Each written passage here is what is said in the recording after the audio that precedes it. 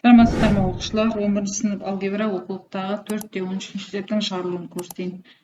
Мына жерде мына интеграл табу үшін x-тің n дәрежесінің интегралы тең x-тің n плюс 1 дәрежесі бөлінген n плюс 1 формуласын осы формуланы қолданамыз. Олай болса, мынаның алғаш функциясын табу үшін алғаш функция табудың үш ережесі бойынша x-тің алды коэффициенті кері сан түседі 5-тен 1 көбейтілген 2 плюс 5x-тің 4 дәрежесі бөлінген 4 тік жақша 0-ден 1-ге дейін тең болады. Әрі қарай мына жерде 20-дан 1-ді алдына шығарып қоямын, жақшаның алдына. Сонда x-тің орнына бірінші 1-ді қоямын.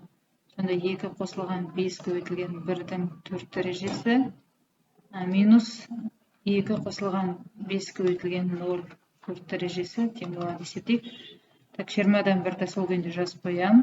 Мына жерде енді 7, 7-нің 4 дәрежесі 2401-ге тең, минус мына жерде 0 кетеді, 2-нің 4 дәрежесі 16 болады. 2401-ден 16-ны алыстағанда бізде шығады 2385 бөлімі 20 бөлгенде 119,125 деген сан шығады.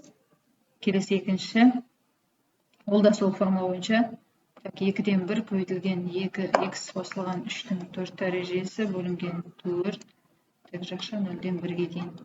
Енді орнына мәндерін қоямын, екеуін көбейтемін. 8-ден 1-ді жақшаны сыртқа шығарып жіберемін.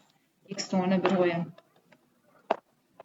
4 дәрежесі минус 2 көбейтілген 0 плюс 3-тің 4 дәрежесі есептейік. 8-ден 1 көбейтілген мына жерде 5. 5-тің 4 дәрежесі 625 минус мына жерде 3-тің 4 дәрежесі 81 болады. Сонда мына жерін азайтқанда 544 деген сан шығады. Оны 8-ге бөлсем 68 деген сан шығады екен. Үшіншісі,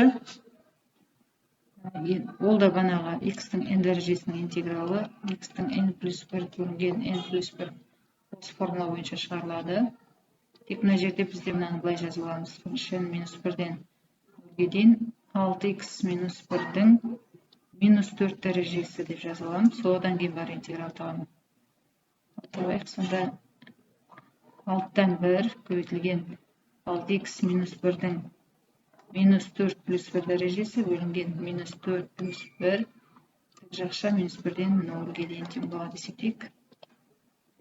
Мына жерде минус 3 шығады, ол мынаумен минус 18-ден 1 болады, көбейтілген. Мынау минус 3 бөліміне сүріп жіберем, сонда ол 1 бөлінген 6x минус 1-дің 3 дәрежесі болады, тік жақша минус 1-ден 0-ге дейін. Енді мәндерін қояйын. 18 минус 18-ден 1-ді сол күйінде жақшаның сыртына шығарып отырамын. Жақшаның ішінде сонда x-тің орнына бірінші 0 қоямын. 6 көбейтілген 0 минус 1-дің 3 дәрежесі минус 1 бөлінген 6 көбейтілген минус 1 минус 1-дің 3 дәрежесі есептейік. Минус 18-ден 1-ді жазып қоямын. Көбейтілген. Мына жерде минус 1-дің 3 дәрежесі менде сонда минус 1 шығады. Минус ары қарай мына жерде минус 6, минус 7, минус 7-нің 3 дәрежесі мынау минуспен плюс 1 бөлінген 343 деген сан шығады. Ары қарай есептесек, мына жерде минус 18-ден 1 көбейтілген минус 343-ден 342 деген сан шығады. 343-ден 19 деген сан шығады екен. Келесі ары қарай мынаны есептеп шығарамыз. Бірінші мынаны былай жазып аламыз. Интеграл минус 1-ден 0-ге дейін 1 минус 2 x-тің минус 5 дәрежесі x деп жазып аламыз. Содан кейін интеграл табамын. Минус 2-ден 1 x-тің алды коэффициенті 1 минус 2 x-тің минус 5 плюс 1 дәрежесі бөлінген минус 5 плюс 1 дәреже тең болады. Тік жақша минус 1-ден 0-ге дейін тең болады. Мына жерде ақшаны түрде жазып алсақ, мына жерде минус 4 шығады. Ол мына минус 2-ден 1 мен 8-ден 1 көбейтілген. Мына жерде 1 бөлінген 1 минус 2x-тің 4 дәрежесі деп жазып аламын. 8-ден 1-ді алдына жазып кетемін. 1 бөлінген 1 минус 2 көбейтілген 4 дәрежесі минус 1 бөлінген 1 минус 2 көбейтілген минус 1-дің 4 дәрежесі деп жазайық. Жауған тең болады. Есептейік, 8-ден 1 жазып қоямын. Мына жерде 0, 1-дің 4 дәрежесі, мына жерде 1 шығады. Минус, мына жерде плюс 2, 3, 3-дің 4 дәрежесі бізде жерде 81-ден 1 шығады. 8-ден 1 көбейтілген мына жерде 81-ден.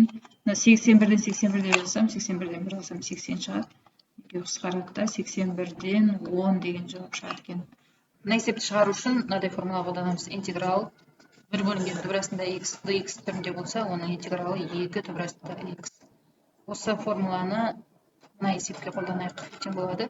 Сосын алғашқы функцияны табудың үш ережесі бойынша мына x алынып отырған коэффициенттің кері санын жазамыз. 3-тен 1 көбейтілген 2 түбірасында 3x минус 1.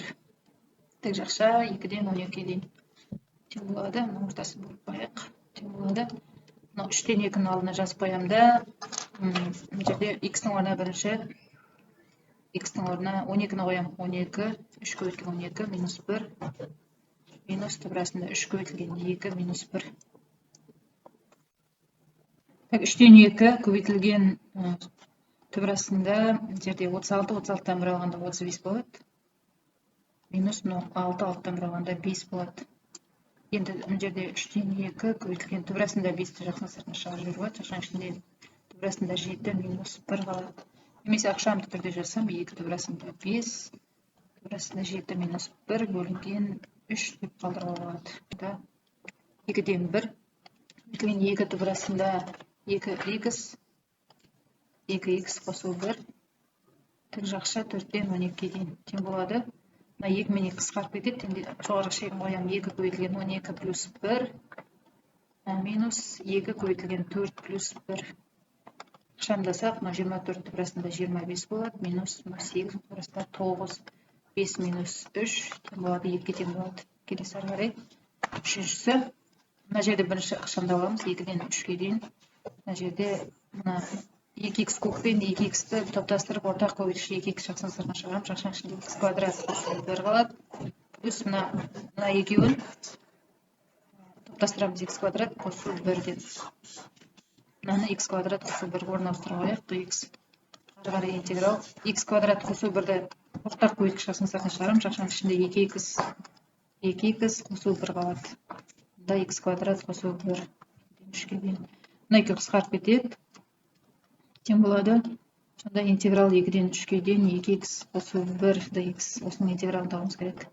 Ол дегеніміз 2x квадрат бөлінген 2 плюс x. 2-ден 3-ге дейін ақшамды жіберсек, x квадрат қосу x.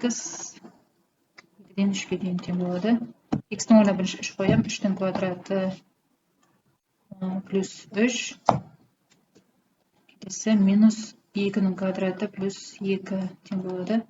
12 минус мына жерде 2-4, 6 тең болады, 6-ға тең болады екен. Төртіншісін шығарайық, оны да ықшамдап аламыз. Минус 3-тен минус 2-ге дейін. Жерде мына екеуін топтастырып, x квадрат жақсын сыртына шығарсақ, жақшаның ішінде x минус 1 қалады. Мынадан екеуін топтастырсақ, x минус 1 қалады. x квадрат минус 1 x. Ары қарай келесі x минус 1 жақсын сыртына шығарсақ, жақшаның ішінде x квадрат минус 1 қалады. X квадрат минус 1 мөлшер интеграл минус 3-тен минус 2-ге дейін dx. Келесі бізде мынау қысқарғанда интеграл минус 3-тен минус 2-ге дейін x минус 1 dx қалады. Бұның интегралы бізде x квадрат бөлінген 2 минус x минус 3-тен минус 2-ге дейін. Енді жоғарғы шегін қоям. Минус 2-ның квадраты 4 бөлінген 2. Минус 2-ні қойсам, мына жерде плюс 2 болады. Минус 3-ті қойсам 9 бөлінген 2 минус 3 плюс 3 болады. Мына жерде 4-ді 2 бөлсем 2, 2-ні 2 қоссам 4, минус 9-ді 2 бөлсем 4, 5, алдындағы минуспен минус 3 болады. Келесі мына жерде минус 4 азайтылған 7,5, минус 3,5 болады. Біз есептің жауабы табылады. Осымен есебіміз аяқталды. Тыңдағандарыңызға рахмет. Сау болыңыздар.